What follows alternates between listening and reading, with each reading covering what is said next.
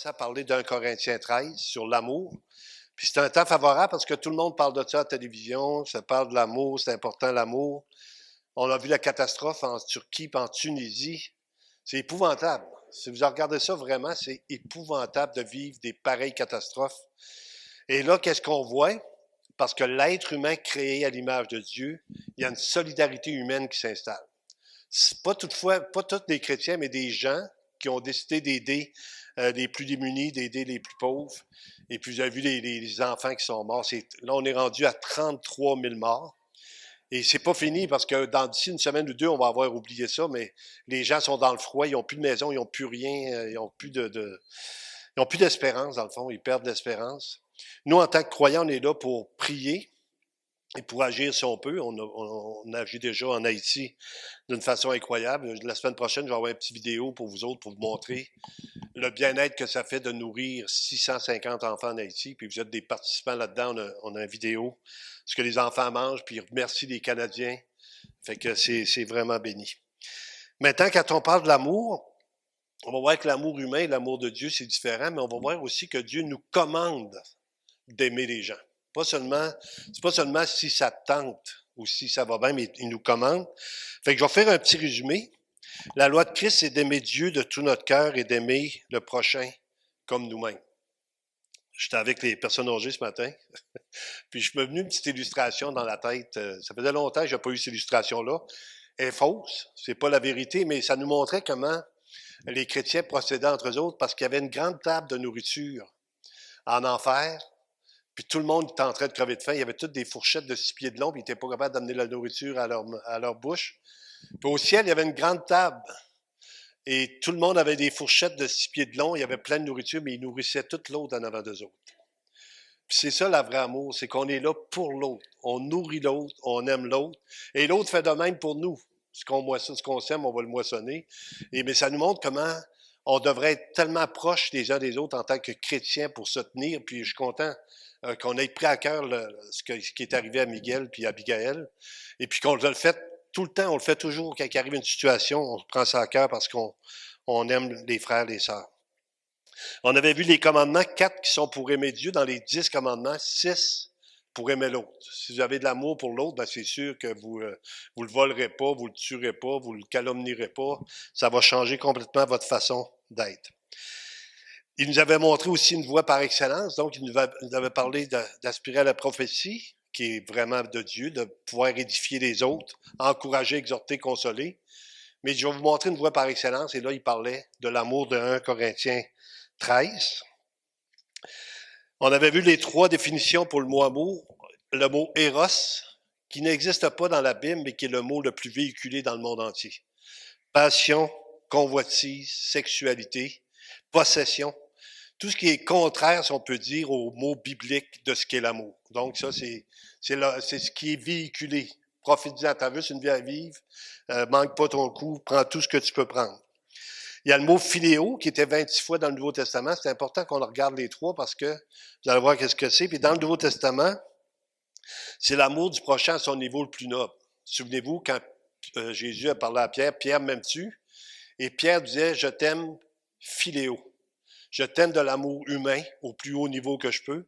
Mais le Seigneur, il demandait, est-ce que tu m'aimes de l'amour agapé, qui est l'amour divin pour l'être le plus, pour les gens, pour le monde. C'est un amour qui est sans condition, si on peut dire. Hein? Jésus il dit qu'il est mort pour ses ennemis.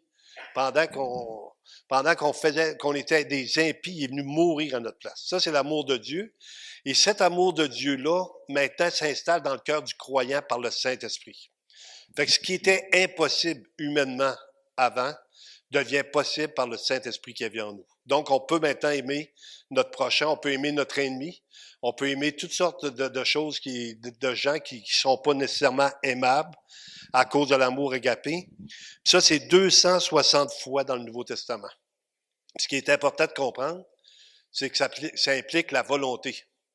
Je décide d'aimer l'autre. Et le Seigneur, par son Saint-Esprit, maintenant, te donne de l'amour pour l'autre. C'est la volonté. On dit même ça dans les couples, hein? Ah, ma femme, je l'aime plus bien, j'ai pas. Ben là, tu vas commencer à l'aimer de l'amour de Dieu. Prends le Seigneur qui est dans ta vie, puis aime-la comme Dieu l'aime, elle, comme Dieu t'aime toi. Et ça fait la différence. Aimer nos ennemis par choix, même quand ce n'est pas mérité. On avait vu ça aussi, mais on avait vu qu'il y avait une croissance dans la vie chrétienne. Il y a les croyants, donc on se convertit, on devient des croyants. Après ça, il y a les chrétiens. Il dit, on a donné le nom de chrétiens. Et la troisième chose, on devient des disciples. Des gens que le service pour Dieu, l'amour de l'autre, devient comme le point central de notre vie. Qui je peux aimer aujourd'hui? Vous pouvez vous réveiller en faisant une prière. Qui je peux aimer aujourd'hui? Qui je peux prendre soin aujourd'hui? Quelle affaire? Qu'est-ce que tu veux que je fasse pour l'autre? On avait vu aussi 1 Corinthiens 13:1. On avait regardé que l'éloquence ou le don des langues sans amour, c'est du bruit sans mélodie, il y a un son sans âme. Donc, on voyait qu'on pouvait accomplir des choses sans l'amour. Quelqu'un, il peut même donner sa vie en sacrifice. Hein? On avait vu les musulmans qui se font sauter dans le coin des rues, ils n'ont pas d'amour pour les gens. Il y a des enfants, il y a toutes sortes de monde, ils vont se faire sauter là, mais ils le font pour une cause, mais ils le font pas par amour. Et c'est l'important de le faire par amour que le Seigneur nous a donné. On a vu le don de prophétie n'était rien aussi comparé à l'amour. Donc, même si on aurait des belles paroles, l'éloquence, on avait vu que l'éloquence était beaucoup valorisée dans le monde grec, mais l'éloquence sans l'amour, ça sert absolument à rien. L'éloquence de Dieu ou parler de Dieu sans amour, ça sert pas. On va tourner dans 1 Corinthiens 1 Corinthiens 13. On va la regarder ensemble. Ginette, je sais que tu l'as pas tout de suite, là, mais on va regarder ça. On va le lire. Puis on va terminer l'étude de la semaine passée là-dessus. 1 Corinthiens 13. Puis on va juste prendre le temps. Maintenant, donc, ces trois choses demeurent. La foi, l'espérance. 1 Corinthiens 13, 1. On va commencer au verset 1. Excuse-moi, Ginette. 1 Corinthiens 13, 1. Quand je parlerai les langues des hommes et des anges, si je n'ai pas l'amour ou la charité, je suis un airain qui résonne ou une cymbale qui retentit. Et beaucoup de gens se sont vantés de parler en langue même dans l'Église. Maintenant, qu'est-ce que j'en pense? Le don des langues existe. Je peux pas dire que ça n'existe pas. Mais dans l'Église, quelqu'un m'a déjà appelé, il dit, est-ce qu'on peut parler fort en langue chez vous? C'est pas permis. Pourquoi? Parce que la Bible nous dit de respecter l'autre. Puis si quelqu'un rentre, il va dire, vous êtes fou. Donc, le don des langues, ça prend aussi un interprète. Quand c'est un don, c'est pas le baptême du Saint-Esprit. Peut-être on peut prendre 15 secondes pour expliquer ça, parce que les gens disent, quand vous allez être baptisé du Saint-Esprit, vous allez parler en langue. Quand vous allez naître de nouveau, vous allez être baptisé du Saint-Esprit. Parce que c'est la nouvelle naissance qui nous baptise dans le Saint-Esprit. Donc, tous sont baptisés du Saint-Esprit à la nouvelle naissance. Et c'est pas tous qui parlent en langue. Paul, il dit, je parle en langue plus que tous vous autres, mais tous parlent en langue, non. Et le don des langues doit être exprimé par une interprétation, si ça arrive, et ça doit toujours être à l'honneur et à la gloire de Dieu.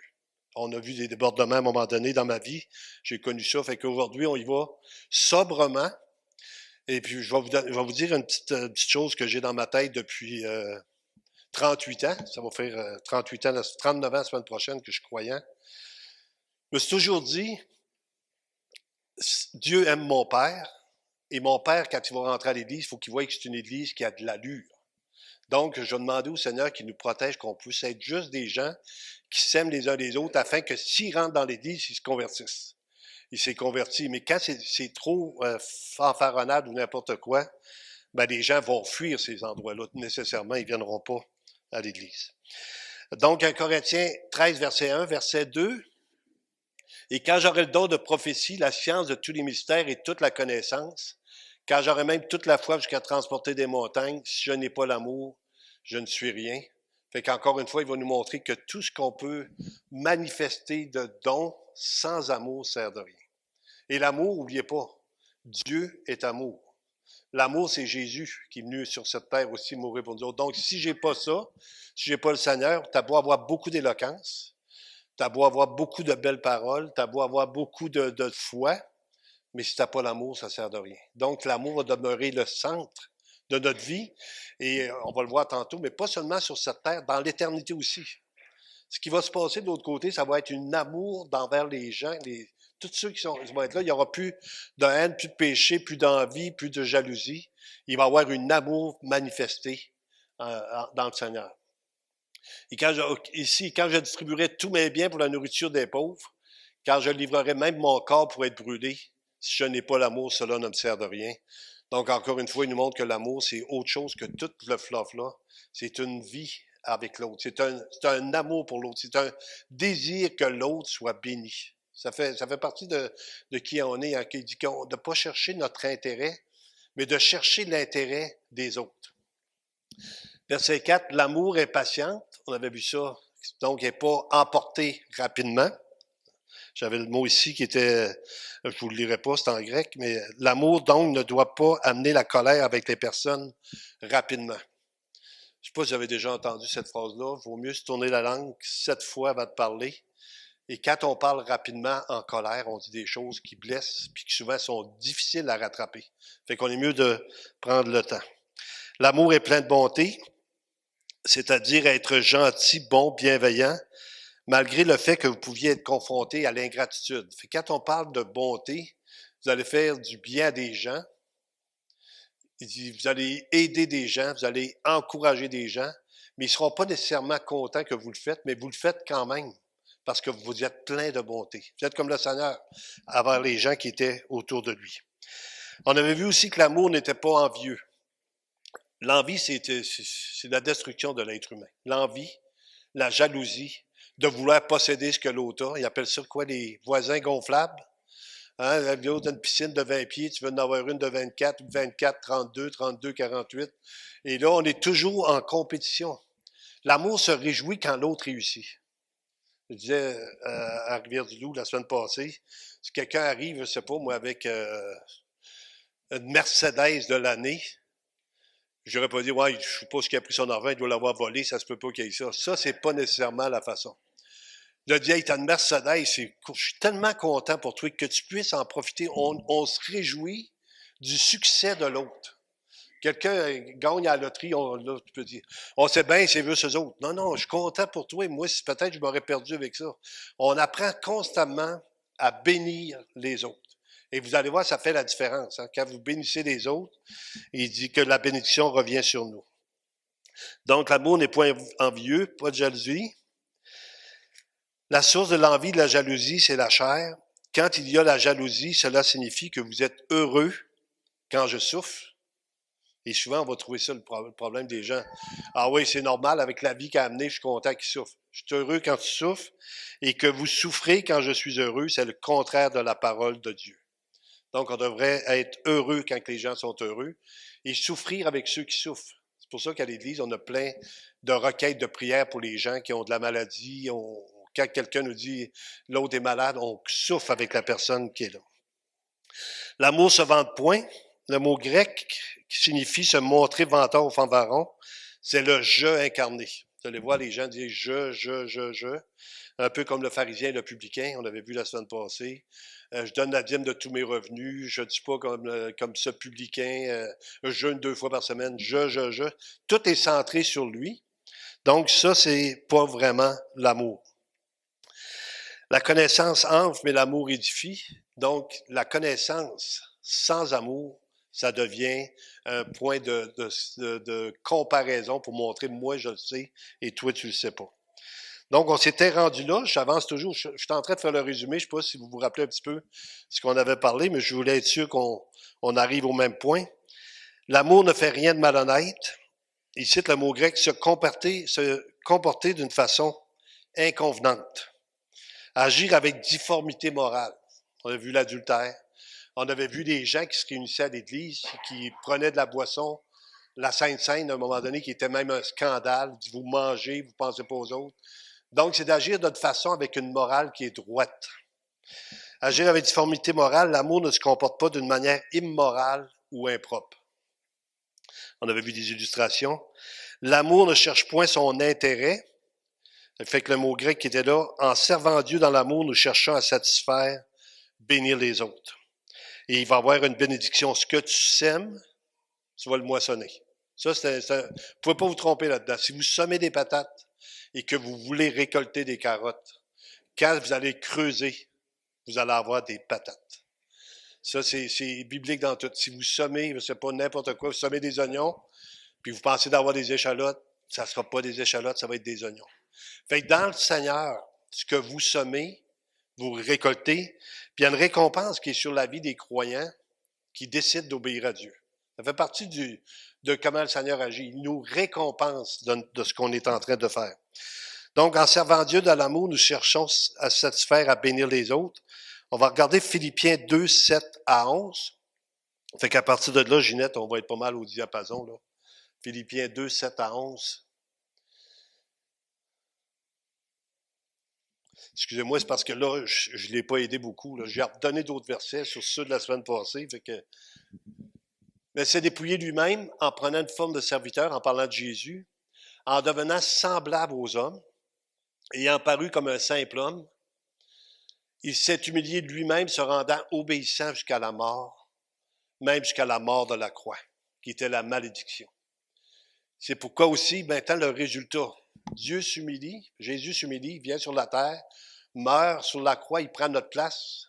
On en parle souvent à l'Église, mais la croix, c'était le maudit quiconque est pendu au bois. Donc, il prend la malédiction qui était sur nous, qu'on méritait. On méritait tous la mort, on va tous mourir aussi, mais il va prendre notre péché, il va prendre notre fardeau, et puis maintenant, il va le mettre sur lui. Puis là, qu'est-ce qui va arriver comme résultat? C'est pourquoi aussi Dieu l'a souverainement élevé, il lui a donné le nom qui est au-dessus de tout nom.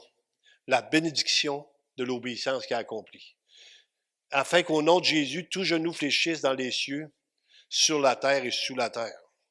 Et je ne sais pas si on va voir ça, comment les gens vont tomber devant le Seigneur, parce que ça va tomber.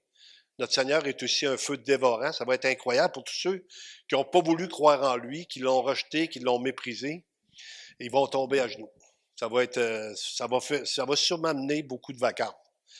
Je me souviens, à Rimouski, il y avait un monsieur qui était venu pour mépriser l'Église, puis riait de ça, j'avais besoin de béquilles, puis tout ça. Puis dans son banc, c'est un témoignage que j'ai entendu. Il était dans son banc, puis il dit, Seigneur, si t'es assez fort, fais-moi donc tomber. Puis il a planté à genoux. Ça a fait boum dans l'Église. Puis on se demandait ce qui se passait là. J'étais allé demander au gars qui était à côté. Il dit, parce qu'il a dit au Seigneur, si t'es assez fort, fais-moi tomber. Il n'aurait pas dû y poser cette question-là, parce que Dieu, les gens vont tous plier devant lui.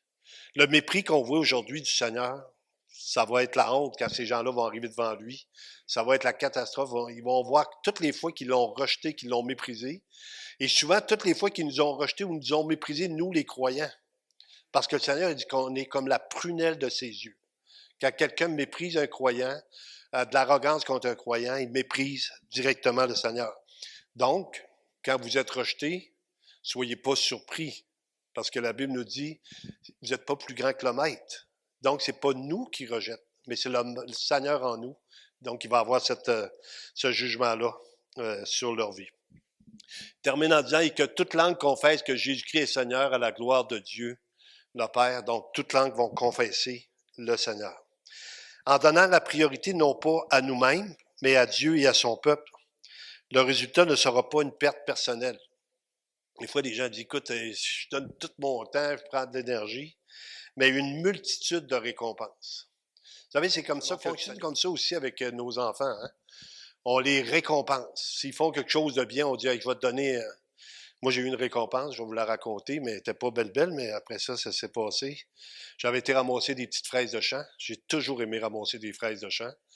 Aujourd'hui, je me plie, mais après ça, c'est pour s'en relever, c'est moins facile. Mais dans le temps, je me levais, et puis je ramassais des petites fraises de champ, puis ma mère m'avait promis une récompense. Elle a dit, si tu veux ramasser des fraises, je vais te donner un beau petit rien tout neuf. Puis nous autres, chez nous, on n'avait jamais rien de neuf, ou de neuf. Fait que j'avais tellement hâte, j'avais ramassé mes fraises, j'avais tellement hâte d'avoir mon beau petit rien tout neuf. Puis là, elle me dit, c'est rien. Là, j'ai pleuré, puis là, elle m'a donné une tarte au sucre. Mais c'est... Parce qu'elle, elle faisait sa joke. Ma mère, c'était une joueuse de tour. C'était incroyable. Encore aujourd'hui, quand elle peut jouer un tour, elle le fait, là. Juste une petite anecdote, si elle écoute ça à un moment donné. On avait un hôtel à l'époque, ma mère faisait des tartes au sucre. Au lieu de les faire chauffer 30 secondes dans le four micro-ondes, elle mettait 1 minute et demie. Après ça, elle se cachait au coin de la porte, puis elle regardait les gars qui prenaient leur premier bouchée de tarte au sucre. Et là, les gars, ils clenchaient ça, ils se crachaient dans l'assiette, mais là, elle partait par rien, c'était réglé. Elle avait fait sa petite... Ma soeur était pareil, elle avait changé les dentiers de mon père avec ma mère dans leur boîte, puis il essayait de les mettre. Mon père, il trouvait qu'il était petit, ma mère trouvait qu'il était grand. Je ne sais pas ce qui s'est passé cette nuit. Chez nous, il y a beaucoup de tours qui se sont joués comme ça, mais ça ne fait pas partie du message. C'était pour voir si vous m'écoutiez. Ça me passait par l'esprit. Donc, on voit, en donnant la priorité non pas à nous-mêmes, mais à Dieu et à son peuple, le résultat ne sera pas une perte personnelle, mais une multitude de récompenses. Je pense au docteur Richard, c'est un ami personnel qui est venu ouvrir la dentisterie en Haïti. Puis il avait donné une parole à un moment donné, il dit, il y a plus de bonheur à donner qu'à recevoir, mais tant que tu ne l'as pas essayé, tu ne le sais pas. Il y a des gens qui aiment ça beaucoup recevoir. Moi, je n'aime pas ça recevoir non plus, mais quand tu donnes la bénédiction de voir le sourire ou le visage de la personne qui a reçu, on a l'exemple de Miguel, Abigail, comment ils sont bénis, mais nous autres, on est tous bénis de voir leur bénédiction. Et c'est comme ça que constamment, on a plus de bonheur à donner qu'à recevoir. Jean 12, 25, 26, comme Christ l'a dit, celui qui aime sa vie la perdra. Celui qui est sa vie dans ce monde la conservera pour la vie éternelle. Si quelqu'un me sert, qu'il me suive. Et là où je suis, là aussi sera mon serviteur. Si quelqu'un me sert, le Père l'honorera. Hier, quand on a fini de manger, on a pris le temps de saluer Julie. Julie, je suppose qu'elle était là tantôt, je ne sais pas trop. La petite Julie. Et puis Julie avait travaillé extrêmement fort pour nous préparer notre souper de Saint-Valentin hier. Elle a préparé ça. Quand je l'ai vu arriver avec son auto, elle avait 7-8 sacs avec plein de stocks dedans. Elle avait acheté des petits cœurs. Elle avait acheté des nappes avec des cœurs dessus. Tout était organisé. Elle avait fait des sauces. Elle avait amené de la salade. On avait des grosses patates. Pour ceux qui étaient là hier, on avait des grosses patates. Est-ce qu'il y en a qui ont mangé des patates rôties le matin avec leurs œufs? Vous avez dit, moi, je vais manger ça, vous aussi, le matin. On a resté avec des patates, fait qu'on a fait la distribution de patates, puis on a dit, chez vous, demain matin, mangez des patates avec vos œufs. C'est bon, des patates. Fait que, de ça, puis après ça, qu'est-ce qu'on a fait? On a dit, on veut remercier le Seigneur pour Julie, pour toute sa consécration, pour ce repas-là qui a été un succès. Et là, tout le monde les met à l'applaudir. Elle ne voulait pas, mais elle a été honorée. Savez-vous quoi, devant le Seigneur, quand on va arriver dans sa présence, on va être honoré de la fidélité qu'on a eue envers lui. Le Seigneur va nous dire, bon et fidèle serviteur. Il va y avoir des gens qui vont l'entendre, mais qui n'auront pas la même bénédiction. Parce qu'eux autres, leur vie, ils vont avoir gardé leur vie pour eux autres. Eux autres, ce qui comptait, c'était leur vie, eux autres. Mais ici, il nous dit, celui qui garde sa vie va la perdre. Celui qui la perd à cause de moi va la retrouver.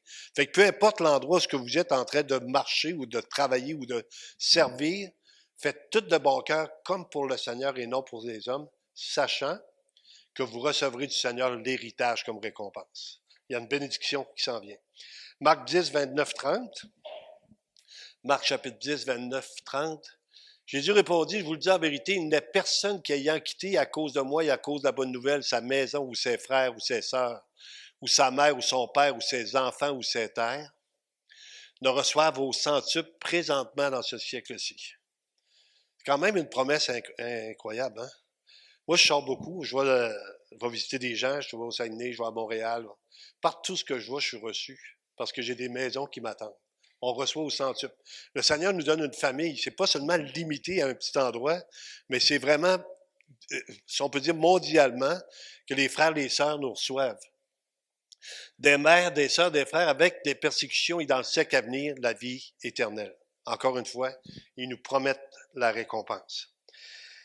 Après ça, l'autre point, c'est l'amour ne soupçonne pas le mal, de mot grec qui signifie compter.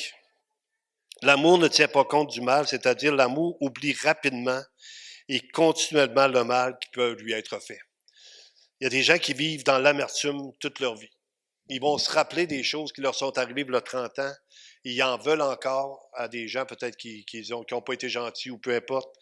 Et ils se torturent l'âme à haïr des gens qui savent souvent même pas qui sont haïs. Eux autres, ils dorment tranquilles, mais ils vivent de ça. L'amour ne se réjouit pas de l'injustice, mais il se réjouit de la vérité. Le mot injustice ici, ce qui n'est pas conforme à ce qui est juste. Jean 17, 17. Et là, on va voir que l'amour ne se réjouit pas de l'injustice, mais de la vérité. L'amour se réjouit de la parole de Dieu, de ce que la Bible enseigne. C'est notre sécurité. Je regardais cette semaine, c'était triste, hein, le drame qui est arrivé, les enfants qui ont été tués dans quelqu'un est rentré dedans, je ne sais pas quelle sorte de folie qui a passé par la tête, c'était triste, il y avait beaucoup d'afflictions, et je vous dis qu'on est tous pris pareil dans cette affliction-là. Bon, on tue 35 000 enfants par année par l'avortement au Québec. Et on n'entend pas jamais quelqu'un du gouvernement dire c'est triste, il y a des enfants qui sont morts. Cette semaine, on a eu un courriel qui avait un enfant qui avait 38 semaines et que la femme avait décidé de l'avorter. C'est un enfant qui est tout formé, c'est un enfant. Et on a prié, et le lendemain, on a su qu'elle s'était fait avorter quand même si plein de gens voulaient l'avoir en adoption. Ils l'ont premièrement euthanasié, ils l'ont piqué, puis après ça, ils l'ont coupé en morceaux, puis ils l'ont jeté dans une poubelle. Ils ont donné le nom de Daniel. Mais si je dis ça à la télévision, la majorité des gens ne seront pas peinés. Je le dis dans une église, vu que vous avez connaissance de l'importance de la vie humaine, parce que la vie humaine, c'est pas un animal. Écoutez, vous allez entendre ça à la télévision tout le temps. Si vous avez de la compassion, euthanasie. La compassion pour un animal blessé, malade. Lauria a fait euthanasier son chat parce qu'il était malade, puis c'était normal. Mais un être humain, on en prend soin. C'est ça. Puis plein de médecins le disent, mais on les voit pas à TV. On exclut toute logique humaine de prendre soin de la personne faible. On est des êtres humains avec de la compassion. On va s'en occuper, on va le faire. Puis pour l'Église, je vous le dis, on va essayer de prendre des positions aussi. S'il y a une fille qui est enceinte, qui veut se faire avorter, on va s'en occuper. On va prendre l'argent de l'Église, on va payer pour elle s'il faut, pour en prendre soin. Si l'enfant peut être en adoption, on va le prendre. Donc, il faut être aussi, il ne faut pas vous dire qu'on est contre. Il faut être capable d'agir aussi en conséquence. Puis c'est un drame. Là, je vais vous dire la dernière technique. Ils ont dit que les avortements avaient diminué au Québec de 5 000 personnes. Savez-vous qu'est-ce que c'est le nouveau moyen d'avorter? La pilule abortive jusqu'à 12e semaine. Donc, les personnes s'avortent elles-mêmes. Ils n'ont plus besoin du médecin. Ils prennent une pilule jusqu'à 12 semaines, ils s'assoient sur une toilette et le bébé sort, est éjecté de la mère, puis il meurt là, tout simplement. Puis la semaine passée, il y a une jeune fille de 19 ans qui est décédée avec ce moyen-là de contraception. Mais ce n'est pas un moyen de contraception, l'avortement. C'est de tuer un enfant qui va naître. Des moyens de contraception, il y en a plein. Et on le dit aux gens, il y en a plein, prenez la pilule, prenez des capotes, prenez toutes, mettez-en 4 couches. Protégez-vous.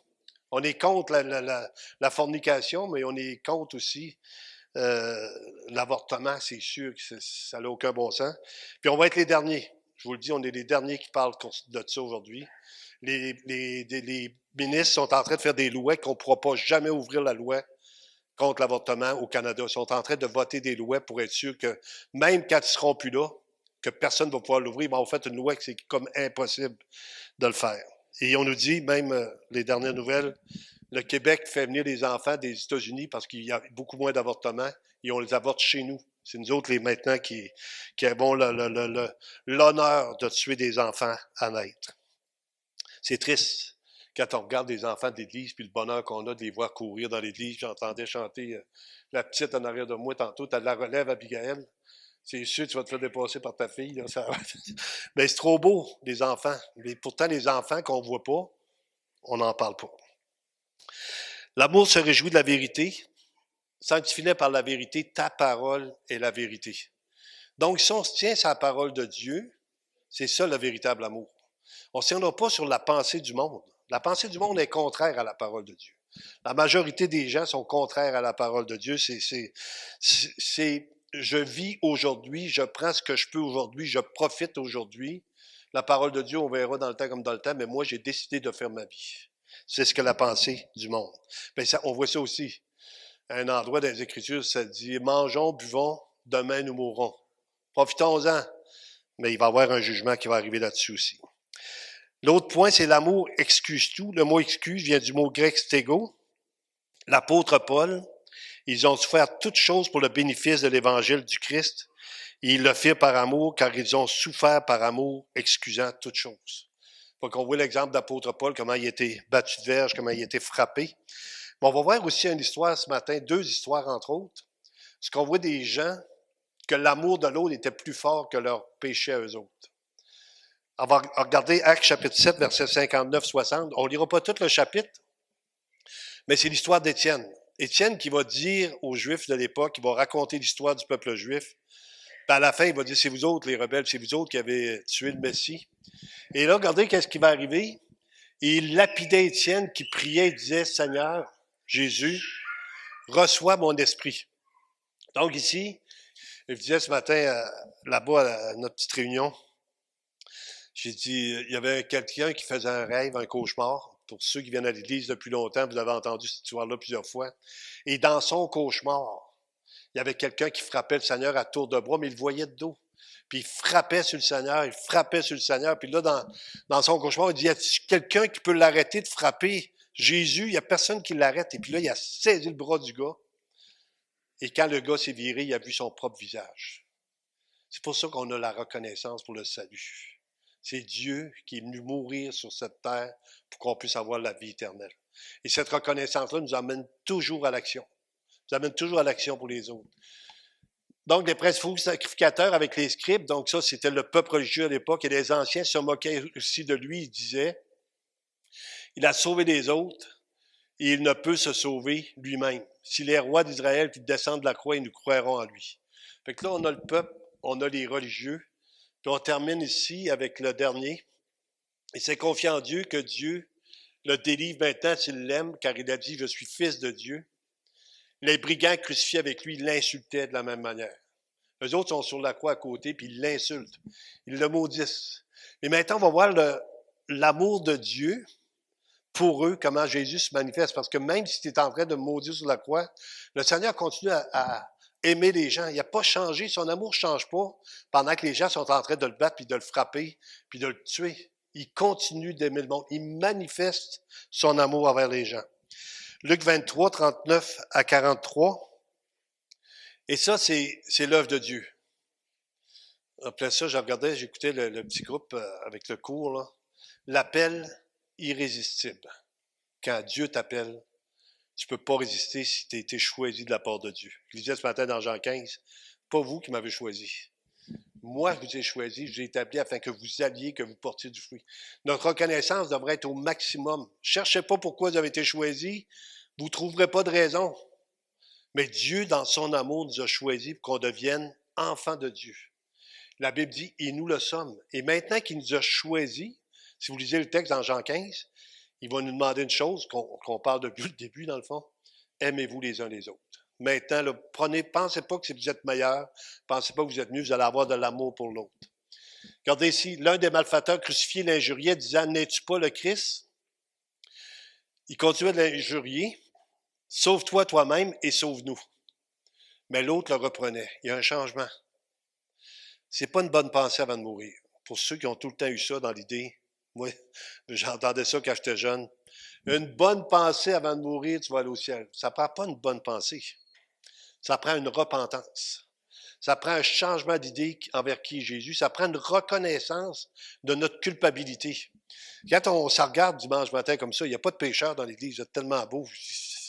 J'essaye de voir s'il peut y avoir des... Je sais pas si, quand il s'est cogné l'orteil, quel mot il a sorti. Ça lui a fait mal. On s'est rien dit. Tu l'as accepté. Mais on est tous, devant le Seigneur, des pécheurs perdus. Puis on est tous devant le Seigneur, quand on connaît, des graciés par sa grâce seule et sans aucun mérite de notre part. Ça, c'est la bonne nouvelle. S'il faudrait faire quelque chose pour gagner notre salut, on sera en compétition pour le faire, mais si on sait que c'est acquis. Puis regardez comment ça finit, c'est une belle histoire. Mais l'autre le reprenait et disait, ne crains-tu pas Dieu, toi qui subis la même condamnation? Il vient d'identifier Jésus comme Dieu. Est-ce que Jésus ressemblait à Dieu sur la croix, le Dieu que nous autres on imagine dans le ciel? Il était nu, il était meurtri, il dit qu'on pouvait même pas reconnaître son visage, puis il dit, ne crains-tu pas Dieu? Il l'identifie comme le Sauveur. Pour nous, c'est justice. Pour chacun d'entre nous, on méritait toute la mort. Qu'on y appartienne aujourd'hui, c'est le plus grand des cadeaux que le Seigneur nous a accordé. Quand nous recevons ce qu'ont mérité nos crimes, mais celui-ci n'a rien fait de mal. Et tous ceux qui étaient en train de le blasphémer, de le maudire en bas, auraient pu dire la même chose. Mais lui seul, sur la croix, va dire, lui, il n'a rien fait de mal. Et il dit à Jésus, souviens-toi de moi quand tu viendras dans ton règne. Jésus lui répondit, je te le dis en vérité, aujourd'hui tu seras avec moi dans le paradis. Voyez-vous comment ça n'a pas été long? Une conversion. Jésus, il ne tient pas rigueur de tout ce qu'il venait de dire 5 minutes avant, parce qu'il maudissait lui-ci. Il la regarde et dit, lui, là, il va faire partie de mon royaume. Aujourd'hui, tu vas être avec moi dans le paradis. Le mot croire vient du mot grec, je vous le dirai pas, 246 fois dans le Nouveau Testament, signifie croire en Dieu qui s'est révélé dans sa parole. Quand on voit le mot « il croit tout », c'est de croire en Dieu qui s'est manifesté dans sa parole. Et le mot « croire », ça peut aller plus loin que ça, parce que c'est mettre sa confiance seulement dans ce que Jésus a accompli, dans rien d'autre pour notre propre vie. 1 Jean 3, 23, 1 Jean 3, 23, et c'est ici son commandement que nous croyons au nom de son Fils Jésus-Christ. Voyez-vous qu'on croie au nom de son Fils et que nous nous aimions les uns les autres selon le commandement qu'il nous a donné. Donc, on croit au nom de Jésus. C'est le nom de Jésus, c'est le seul nom qui est sur la terre parmi lesquels les gens peuvent être sauvés. Acte 4, 12, il n'y a de salut en aucun autre. Car il n'y a sur le ciel aucun autre nom qui a été donné parmi les hommes par lequel nous devions être sauvés. Quand vous entendez des gens, ben moi, je mets ma confiance en Bouddha, ma mère, c'est une bonne mère, j'avais une bonne mère. J'ai une bonne mère, mais quand ma mère va décéder, si elle décède avant moi, je ne la prierai pas. Elle ne peut rien faire pour moi. C'est Jésus qui a payé. Puis quand tu essaies d'amener ça à des gens, ils ont tous leurs petits chemins à côté pour glisser, pour essayer de se sauver à une autre petite porte, pour avoir un petit peu de gloire. Non, non. Jésus seul. Jésus est mort sur la croix pour nos péchés et c'est le seul qu'on doit prier. Le salut en aucun autre. On doit dire même qu'on a un seul médiateur entre Dieu et les hommes. La Bible est claire. Si vous êtes centré sur les Écritures, il y a beaucoup de choses qui vont changer dans votre vie. Parce que si la Bible dit, c'est ça. C'est pas compliqué. J'ai pas besoin d'essayer de justifier ou de prouver. J'y vais avec les Écritures. Jean 17, 3. Or, la vie éternelle, c'est qu'ils te connaissent. Toi, le seul vrai Dieu, celui que tu as envoyé, Jésus-Christ. Donc, la vie éternelle, c'est qu'ils te connaissent. Toi, le seul vrai Dieu, celui que tu as envoyé, Jésus-Christ. L'amour espère tout. Comme avec la croyance, la référence à l'espérance est faite à toute chose que la parole de Dieu dit. L'amour, par conséquent, espère en toutes choses qui ont été définies par Dieu comme des réalités futures. On est dans l'espérance présentement qu'on est sauvé. On n'a pas été dans le royaume de Dieu. On n'a rien vu. On croit ce que la parole dit, puis on est en espérance. On va regarder Romains chapitre 5, versets 1 à 5. Ça, c'est un texte vraiment incroyable. Romains 5, là, c'est de toute beauté pour comprendre comment Jésus nous a aimés. Étant donc justifiés, déclarés justes par la foi qui nous a été donnée par lui. C'est pas notre foi à nous, encore une fois. C'est la foi que Dieu a mis dans notre cœur pour qu'on croie en lui. C'est un miracle. L'homme naturel ne reçoit pas les choses de Dieu. Donc, quand Dieu envoie sa foi ou souffle sa foi dans notre vie, on peut maintenant croire en lui.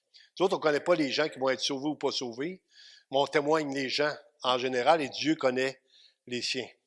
Nous avons la paix avec Dieu par notre Seigneur Jésus-Christ, donc premier résultat, la paix, à qui nous d'avoir eu par la foi accès à cette grâce dans laquelle nous demeurons fermes et nous nous glorifions dans l'espérance de la gloire de Dieu. Bien plus, nous nous glorifions même des afflictions, donc qu'il arrive des épreuves. Chacun a son épreuve. Pourquoi l'affliction? L'affliction produit la persévérance. Peu importe ce qui m'arrive, l'apôtre Pierre avait dit, « À quel autre irions-nous, t'as les paroles de la vie éternelle? » On va être malade un jour, chacun d'entre vous, à moins que vous mouriez d'un accident. Il va y avoir des difficultés, vous allez vivre des temps difficiles. Il peut arriver toutes sortes de choses. On n'est pas à l'abri, personne, de ce qui peut nous arriver. Mais le Seigneur nous a fait une promesse. Je vais être avec vous autres tous les jours jusqu'à la fin du monde. Il ne vous abandonnera jamais. Il est là tout le temps. Peu importe ce que vous êtes. Bien plus, nous nous glorifions même des afflictions, sachant que l'affliction produit la persévérance. La persévérance, la victoire dans l'épreuve, et cette victoire, l'espérance. Or, l'espérance ne trompe point parce que l'amour de Dieu est répandu dans nos cœurs par le Saint-Esprit qui nous a été donné. Si vous n'êtes pas dans l'espérance, peut-être que vous n'êtes pas né de nouveau. Parce que l'espérance, c'est ce que le Seigneur a mis dans notre cœur par son Saint-Esprit. Il y a autre chose. Il y a tellement bon, le Seigneur, qui a mis dans le cœur de l'homme la pensée de l'éternité. Les gens s'interrogent. Y a-t-il quelque chose après? On se pose la question. Là, il y a des gens qui vont dire, « Ah, moi, je pense qu'il n'y a rien. » Mais ça, c'est ce que tu penses. Mais la Bible nous dit qu'il y a un autre monde céleste. On va aller dans sa présence. Nouveaux cieux, une nouvelle terre, ce qu'on va être honoré de la part du Seigneur parce qu'on a marché dans son appel. Puis on va avoir une bénédiction inimaginable. On va vivre quelque chose d'unique. C'est pas comparable. Je ne l'ai jamais vécu, mais c'est pas comparable à ce qu'on vit sur la terre avec tout ce qui se passe. On va avoir une vie dans sa présence. L'amour supporte tout. Je termine avec ça. Le mot grec réfère à la réponse d'un individu devant certaines circonstances, dénotant une endurance patiente aux fautes et même aux préoccupations des autres, sans représailles. 1 Corinthiens 13, dernière phrase. 1 Corinthiens 13. Maintenant donc, ces trois choses demeurent. La foi. Présentement, on marche par la foi et non par la vue, en croyant ce que Dieu a promis. Donc, on est tous en train de... La Bible nous dit, vous l'aimez sans l'avoir vu. Donc, vous n'avez jamais vu Jésus. S'il y en a un qui l'a vu, je peux vous rencontrer. On va en parler. On peut prendre un petit peu de temps, jaser ensemble. Mais on ne l'a jamais vu. Pourtant, vous réjouissant d'une joie merveilleuse, vous obtiendrez le salut de vos âmes pour prix de votre foi. La foi, l'espérance. On n'aura plus besoin de la foi parce qu'on va être dans sa présence. On n'aura plus besoin de l'espérance. On va voir ce que Dieu nous avait promis. Mais il va rester l'amour. La plus grande de ces choses, c'est la charité ou l'amour. Ça va demeurer éternellement. Amen. On va prier. Seigneur Dieu éternel, je te remercie encore une fois pour ta parole, Seigneur. C'est tellement béni. On n'est pas laissé à nous-mêmes, on n'est pas dans notre monde à nous, dans nos pensées, moi je pense. Mais Dieu dit, la parole de Dieu, tu dis que toute écriture est inspirée de Dieu et utile pour enseigner, convaincre, corriger et instruire dans la justice. Seigneur, je te remercie qu'un jour, tu as mis ta main sur nous, tu nous as choisis, Seigneur. Tu as fait de nous tes enfants. Si tu voyais quel amour le Père nous a témoigné pour que nous soyons appelés enfants de Dieu. Et nous le sommes. Si le monde ne nous connaît pas, c'est qu'il ne l'a pas connu. Seigneur, je te demande de bénir chacun, je te demande de nous reconduire en sécurité, je te demande aussi de nous aider à ouvrir notre bouche pour témoigner autour de nous. Les gens ont besoin d'entendre la parole de Dieu, ont besoin d'entendre ce que Christ est venu accomplir pour eux. Seigneur, pendant que le taux de suicide n'a jamais été aussi haut dans notre pays, pendant que les gens sont dans le désespoir, on veut prier, Seigneur, d'ouvrir des portes pour qu'on puisse en prendre soin. Je te remercie, Père, dans le nom précieux de Jésus. Amen. Que Dieu vous bénisse. Bon dimanche.